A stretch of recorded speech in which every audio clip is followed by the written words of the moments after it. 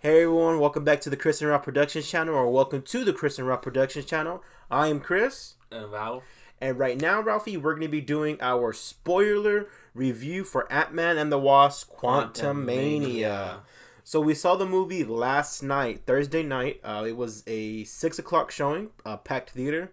Me and Ralph went with a couple of our buddies. And we had a good time, but we're going to get in. The good time was hanging out with my friends. Yeah. The movie, not so much. We're going to get into that. So, again, this is spoilers.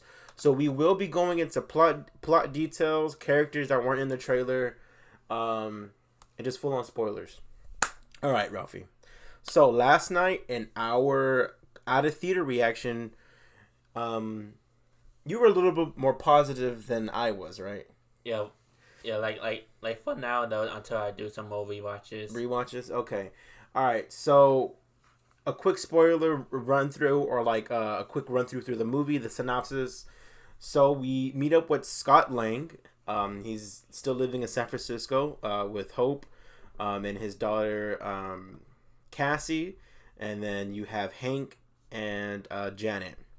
So they're just living in San Francisco, living their lives. Scott Lang has this best-selling book. Yeah. So you see him reading his book at bookstores, and he goes and he gets a coffee. He gets called Spider-Man, which is pretty funny. That was in the trailer. And then one thing leads to another. Cassie's been working on the quantum realm. Yeah. She's been trying to get into it. Go ahead. Yeah. Also, there's one thing. Employee of the month at Baskin Robbins. Yeah, Scott Lang is Baskin Robbins Employee of the month there, which is pretty funny. Yeah. Because he gets fired at Baskin Robbins because Baskin Robbins always finds out. Yeah. And then so back to Cassie is learning about the quantum realm. She makes a satellite to send signals into the quantum realm. One thing leads to another, and they get sucked into the quantum realm. And then that's basically where the story starts to develop further. Throughout the movie, Janet has a secret that she hasn't told Hank or Hope. That there's someone down there that is really scary, which is Kang the Conqueror. Yes, sir, Kang the Conqueror. Go ahead. Yeah. Also, about them went to the quantum realm. I think it's like the first 15 minutes in. Yeah. Like for me, I think it could happen maybe the first 20 or 25. Okay, so let's go ahead and let's get into that. Yeah. All right. So, like you had mentioned, they went into the quantum realm. For me personally, I think they went into the quantum realm a little too early. It felt like the first 10 minutes where the Marvel Studio credits start, and then we're already into the quantum realm, and then that's it. There's no more San Francisco. There's no more interacting with other Ant-Man characters, and that's probably my main issue in this movie. Me personally, Ralphie. I'm not gonna sway your opinion. Yeah. Whatever your opinion is, it is. Yeah, for me though, like I think it may be like the first 18 or 19 minutes. Yeah, something like that. And then so there's not any of the original Ant-Man cast there. Yeah. There's no Luis. There's no the gang. The gang, like T.I., which we knew T.I. wasn't going to be in there because of other stuff. But there was no Luis. There was no David Dastmalchian's character. Judith Gear, her character, the Cassie's mom, and her husband, the cop. None of those characters are in this film at all. Not a single shot. They're not even really. The mom is mentioned once. Yeah. And later on in the movie when Scott's talking to Cassie. And I think those characters help make the Ant-Man world. Yeah. Personally. And that was missing in this movie. Because this movie does not feel like an Ant-Man movie at all. Ralphie, how did you feel about those characters not being in the movie? A bit bummed down. Yeah? Yeah, but hey, let's see how it goes. In terms of, like, the ratings and stuff? No, I'll, see it in the movie itself. Oh, okay. Yeah. So them not being in this movie, honestly, was not good for me at all. Because I love the first two Ant-Man movies. I think the first Ant-Man is the better of all three of them. But I've seen the second one way more than all three of them. Oh, obviously, Quantumania just came out. Because I think Ant-Man and the Wasp, the second one, is just a comfort movie because of the characters, because of the gang, and then you have, the mom and the interactions with everything like that with Scott. And I think that just makes the movie pure and it makes it really fun for me. So that's my first gripe, is that none of the original, or not none, but like the original Ant-Man crew and all that, and the mom and all them, they're not in a single shot in this whole movie. All right, so we get into the Quantumania, and so what was your impression? I thought the transition from Earth to the Quantumania, I thought that was pretty dope. Yeah. The VFX on that, the VFX have issues too as well, but the VFX in this portion was really dope. And the vibrant colors. Yeah, the vibrant colors were really dope. So whenever they get sucked into the quantum realm, there's a big transition. And I think that actually was pretty dope. The VFX and then the art style that they wanted to go with and all that. But so they're in the quantum realm, and they meet a bunch of creatures. So this movie leans in hard into the science fiction, sci-fi genre, which is different compared to the first two. There's science in the first two, but science, sci-fi, creatures, and things like that. What was your thoughts on that element of the Quantumania movie? Like the element though, like yes, there's some elements looks interesting to see in the film, but there's some elements that I do think is alright. Yeah, so this movie leans hard into the sci-fi genre, and then there's creatures and things like that. What did you think of the creatures throughout the movie? I do think the creatures like looks pretty cool though. Yeah. Yeah, like in terms of like the designs or the vibrant colors. Like itself though, some of them like actually most of them looks really good. Yeah. Yeah, I think the creativity that it went into creating these creatures that we've never seen before. I thought the creativity was nice, but I did have issues with the VFX. Not necessarily the VFX, I mean the volume. So if you know anything about the volume, it's basically this giant screen that wraps around, and you could put any backgrounds in the back, and you can have the actors in the middle. You could put foregrounds and all that, and then every time the camera moves, the whole screen moves, and it looks like you're on location. But I think it just felt flat. It felt like a Disney Plus show at times for me, and it took me out of some parts of the movie whenever it didn't feel. Obviously, it's not going to be real. There is no Quantumania. Yeah. There is no quantum realm. Yeah. But I just think they overuse the volume too much, and I guess that's one of my second gripes, is that this movie just falls flat sometimes in terms of visuals. But okay, so we're gonna go through the middle, because the first and second act for me, they didn't have any value. I guess it was very much, oh look, there's Scott Lang. They go to the quantum realm. We need to get back to Earth, and an hour of the movie is them talking about we need to get back to Earth. We need to get back to Earth, and they meet people and stuff. But I don't know. I didn't really. There was no. I guess in terms of like stakes throughout the movie. That is one of my third issue. Everything felt hollow, personally. But you know what's something that I really enjoyed? MODOK. Ralph, you get into MODOK. What did you think of him? So yeah, the MODOK though, like it since this is a spoiler review. Mm-hmm. It's MODOK, which is Darren Cross. Darren Cross, who was the Yellow Jacket from the first movie. Yeah, so they give a quick little backstory about whenever Darren Cross was shrunken into the quantum realm. He became just a head and an ass with baby arms and baby legs. He became MODOK. And Kang actually made MODOK's suit in this movie. So the origin story is a bit different. But actually, when you see his face for the first time, you're like, oh my god, what the hell is that? It's basically just... What was your reaction? Oh, like what the? It catches you off guard, right? Yeah. Yeah. I think this is one we're able to pull off of the big head in the live action film. Yeah, I guess. Yeah. MODOK was gonna be in this film. He was in the trailer, and it was obvious he was gonna be in this film. Yeah. They showed it, and a lot of people have issues with the face. I mean, going into it, I'm like, I'm just have to be prepared to see that face. Yeah. Because that's who MODOK is. Yeah. He's a flying giant face. Yeah. With baby arms and baby legs. And robotic weapons. And robotic weapons, yeah. Um, so honestly, I think MODOK, besides Kang, because Kang was my favorite character in the movie. I think MODOK was my second favorite character. Yeah. I think because he was hilarious. He was making jokes that I audibly laughed out loud because there were jokes peppered throughout the movie with Scott, with Cassie, with other like Bill Murray was in this movie. The Bill Murray stuff was whatever. I didn't really care for it. And every time they made a joke, I was just like, okay, all right, let's keep going. But every time MODOK made a joke, I was like, oh my god. So they really changed Darren Cross's personality throughout in this film compared to the first one. And the reason why I believe that they changed his personality. So Darren Cross is shows himself as a dominant character who wants to kill Scott Lang. He wants to kill Hank Pym and take over the company. In this movie, he's still dominant because he has a bunch of weapons and killing machines and things like that. But he's a jokester. You can't take him serious. Yeah.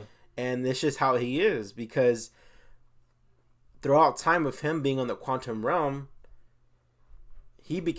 someone became his boss, which was Kang. So let's go ahead and let's get into Kang the Conqueror. So, Ralphie, what are your overall thoughts of Jonathan Majors as Kang the Conqueror? Pretty good. Yeah? Yeah. What was like some scenes or things like that you really enjoyed? Let's see. The scenes in whenever him was this Ant-Man. Mm-hmm. Like scenes in even there it's pretty good. Especially the suit though. Yeah, the suit is amazing. Yeah. And the suit actually is a plot point because we find out that Janet's big secret, which she kept hiding for about an hour of the movie, which was getting annoying personally. But, I don't know why they did that, where she was just hush-hush the whole time. Yes, because she wanted to protect Hope and Hank. That's the premise within the film. But as a viewer, it's like, this is getting repetitive.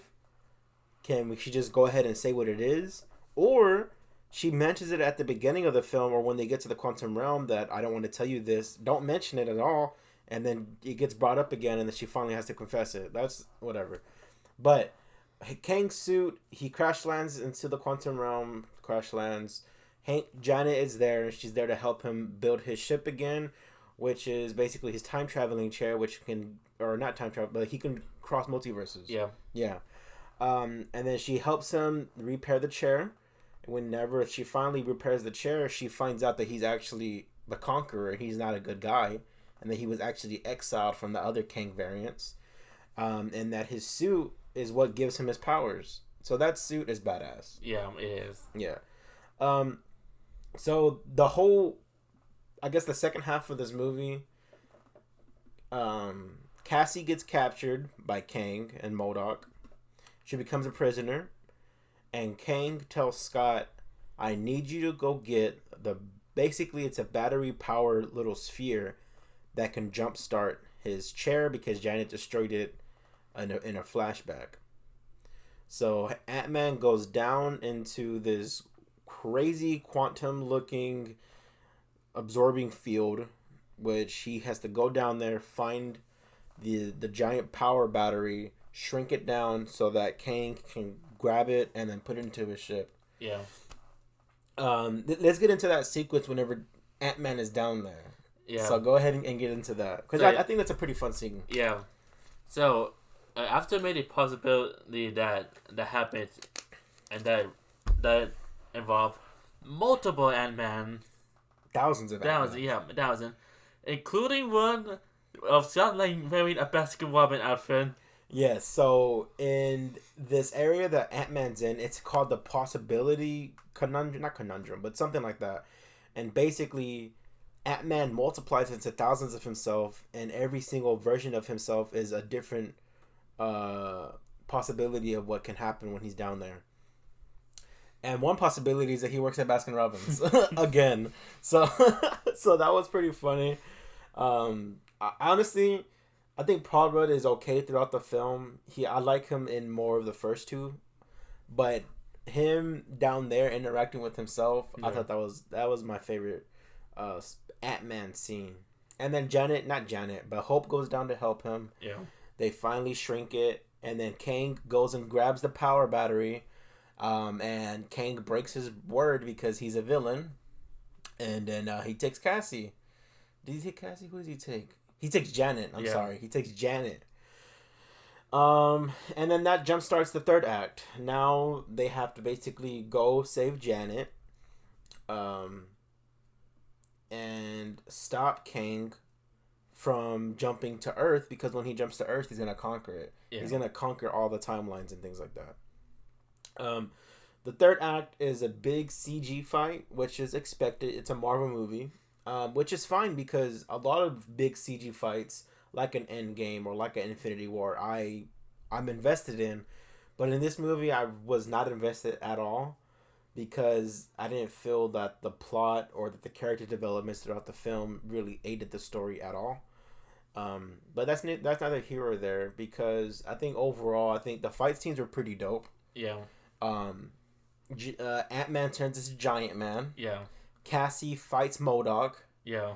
Cassie starts a rebellion with these quantum creatures and these quantum citizens, which I do not care about because they're just mindless. They're just faceless. Not faceless. But they're just people. Yeah, just there. They're just there, a rebellion that go and try to stop Kang as well because he's been oppressing them for so long. Yeah, I mean, and then there's a big battle. Hank finds a bunch of ants that he took with him. What was your thoughts on the third act? The third act, like this sequence, even though it looks pretty cool. Mm-hmm. Like let's see, Giant Man was he looked pretty dope. Cassie versus MODOK. Mm-hmm. And of course, Kang versus Ant-Man. Yeah, so we finally get to see Kang start whooping people's asses, which is what we wanted to see throughout the whole movie. And he's smoking fools out because he's Kang the Conqueror. But whenever he finally fights Ant-Man, he fights Hank and fights Hope and Cassie and stuff, he's kind of kicking their ass because he's Kang the Conqueror. And then you have Hank show up with a bunch of ants. The ants are trying to get to Kang. And then MODOK turns into a good guy. Yeah. So, let's get into that. Because I think, honestly, those scenes of MODOK are my favorite part of the movie. Because MODOK, like I said, is submissive. He's not that much of I'm not saying he's not a physical threat, but he's not a threat in terms of like, oh my god, I'm scared of this dude because he's Darren Cross. He's a bit of a goofball, which in the comics, MODOK is a goofball in a way. Yeah. He's clumsy at times because he's a giant head. Yeah. You're not supposed to take him. You're supposed to be afraid of him because he's sadistic and he has the ability to destroy people. But you don't take him serious because he's a head with baby legs. Yeah. And he's aware of that. In this movie, he's aware that he's a giant floating head, which is obvious. But he's aware that he's not like Darren Cross anymore. So, MODOK,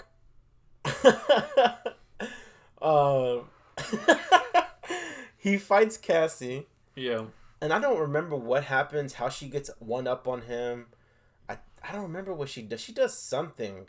Oh, she turns giant. Yeah. There you go. She turns giant. Yeah. She crushes him like a bug. Yeah. And he's laying there and he's crying because he's like, Cassie, we're not done. Why are you walking away from me?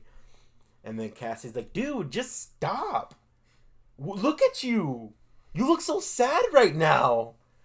And then Darren, fucking MODOK's like, oh, he's like, what do you want me to do? She's like, don't be a dick. And then MODOK is like, what do you say? He's like, it's too late for that. I'm already a dick. And it was hilarious. That scene. And then, she just tells him, don't be a dick. And MODOK's like, okay. And then she walks away. And it's like, he's so pathetic laying there. Like, he looks so sad. Yeah. It's like funny how he's just laying there, like, just a pathetic, just like, this is funny. Like a baby crying. And it's just like, you're supposed to be this dominant character, but you're aware. Like, I'm not laughing like, oh, look, he's weak. No, I'm laughing because of aware the movie is that MODOK is just a giant baby. But back to Kang fighting the ants. He's fighting the ants and things like that. And then MODOK is like, I'm not a dick. I'm gonna help you. I'm gonna help Hank. And he goes and he fights Kang. Yeah. And then Kang blows him up. Yeah. And I tell him the next stuff that MODOK. I'll say, all right. So Kang blows up MODOK, but then Kang gets overwhelmed by the ants and he gets taken off screen. Yada yada yada. And then we see a scene of MODOK laying there on the ground, bloody, cut. His armor's all destroyed. He looks like he's about to die. And he's surrounded by Hank, Hope, Janet, Scott, and Cassie. What's the interaction between them? Because that's pretty funny. Yeah. And I hope she was like, wait, David? Yeah, that's the first time they meet in the movie. Yeah. It was right there. He's like, oh, hey there, Hope. And then, oh no, go ahead. Do you remember? No. You don't remember? Okay. All right. So, and then, Scott's telling Darren and MODOK, like, that was very heroic of you for what you did. I can't thank you enough. And then MODOK is like, I'm gonna die, but at least I'm gonna die as an Avenger. It's like, oh my gosh. And Scott's like, oh, yeah, you're an Avenger. You're in. And, like, MODOK has a heroic ending, and he dies an Avenger, which is pretty hilarious. Yeah. Because I guess he just wanted to be an Avenger. So that was pretty funny. But then you think all is well because Kang is no longer fighting them. They're gonna like, let's go back home. And then as they're going back home, this is towards the end of the film. The movie's about to wrap up. Yeah. Hank goes and Janet goes. And then Cassie goes, I think. And then Hope goes. And as Hope is going, Scott's right behind her. He's the last one to go through the portal. And then Kang comes out of nowhere. And they have This is like my favorite fight scene in the movie was Kang versus Ant-Man. Get into that and like how intense that scene was. Yeah, like of Kang like punching Scott Lang here and there, and then there's the scene where the helmet broke, which is kind of resembles the production T-shirt from a couple years ago. Yeah, so a production T-shirt for the stunt team leaked online, and it was Ant-Man's helmet. But broken into pieces. Like, there was a big chunk of it missing. It turns out Kang stomped out that helmet. Kang stomped his head in, basically, the helmet.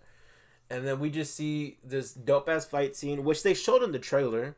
Which I don't know why that they did that. But, I mean, Marvel has been lacking in trailers recently. Not Guardians. I love the Guardians trailer. Yeah. But then, basically, that line in the trailer where Kang is like, you can go home. Why didn't you do that? And then Scott's like, oh, as long as we both lose. I'm not trying to win as long as we both lose. And then Kang is dominating Scott, beating his ass. Kang is about to escape to the portal. When he gets to that portal, he's on Earth and he's gonna dominate everything here on Earth. And then Hope comes through, blasts him in the face with her blasters.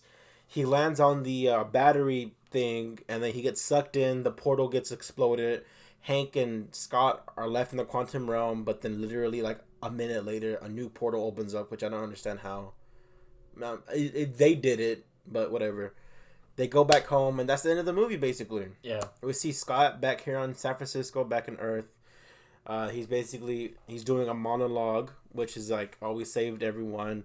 I think we saved everyone. Did we save anyone? Save everyone? Yeah, and then Scott started having a bit nervous breakdown. Like, we defeat Kang, right? Did we? So it's basically foreshadowing. Obviously, like, did we defeat Kang? I think we defeated Kang. Yeah, I think we defeated Kang. Yeah, we did defeat Kang. Yeah, we did. Yeah, we did. And then they're eating at Cassie's birthday dinner. Yeah, and then like his face changes. Yeah, because he's like, did we defeat Kang?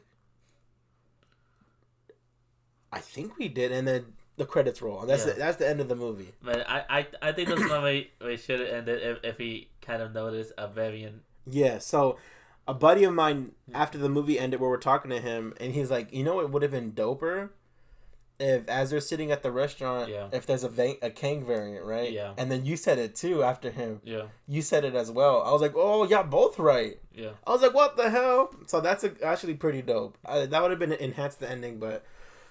So that's the main film, and there's a post-credit and a mid-credit scene. Okay. Let's get into the mid-credit scene.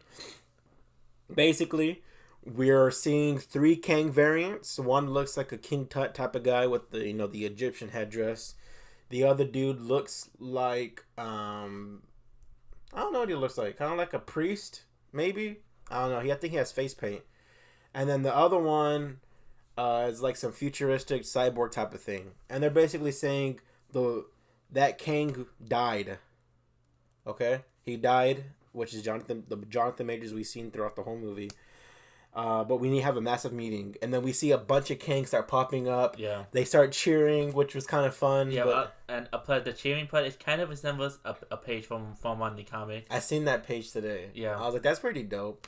But that's the mid-credit scene, basically saying Kang is still there, obviously. For Kang Dynasty. For Kang Dynasty. And then the post-credit scene, which I actually think was pretty fun. Yeah. You want to talk about that one? Well, basically we started off like a Broadway show. Yeah, it's kind of like a show, like a presentation. Yeah, presentation for some Broadway. Mm-hmm. And we see a Kang variant. Yeah, and what we see in the audience is, of course, Loki and Mobius, yeah. Which is, of course, I'm assuming, but basically it's like a clip for season 2. We see Loki, Mobius, and Morbius. Just kidding, he's not in it. Yeah, Morbius isn't in it, guys. We're joking. but the names kind of rhymes. Yeah, and then what does Mobius say to Loki? He's like, I thought you said he was this big bad guy. And it's just a Kang variant on stage presenting some like light power, things like that.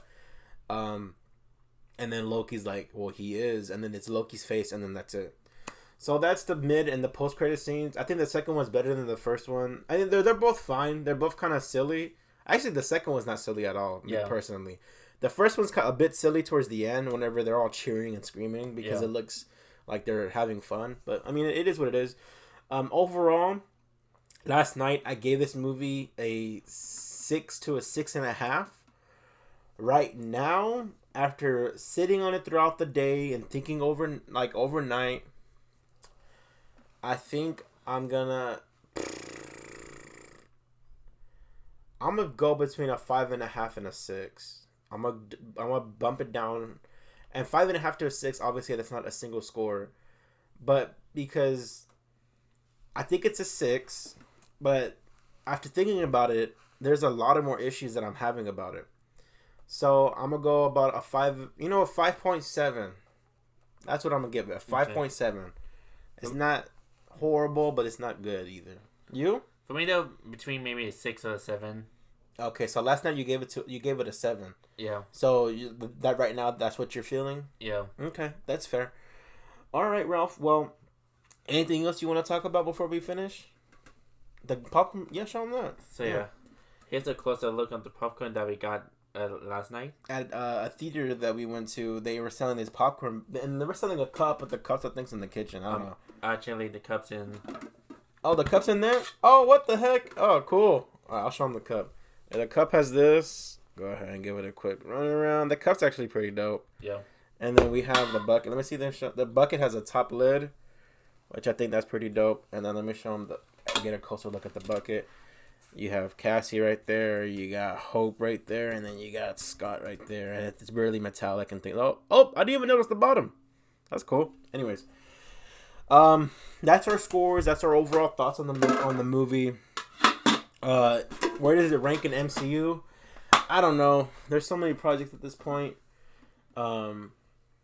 Lower tier, obviously, if this is a score that I'm giving it. For me personally, if you loved it and you thought it was the greatest MCU movie, then I'm happy for you, because I'm not rooting against this movie. I don't want this movie to fail, because I am a fan of the MCU. Yeah.